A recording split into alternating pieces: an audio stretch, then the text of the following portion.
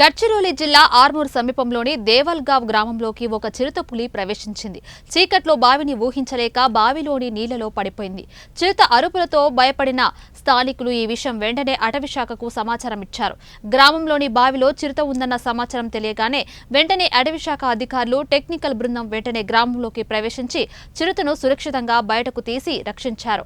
అనంతరం చిరుతను వడస అటవీ శాఖ కార్యాలయానికి తీసుకెళ్లి వైద్య పరీక్షలు నిర్వహించారు.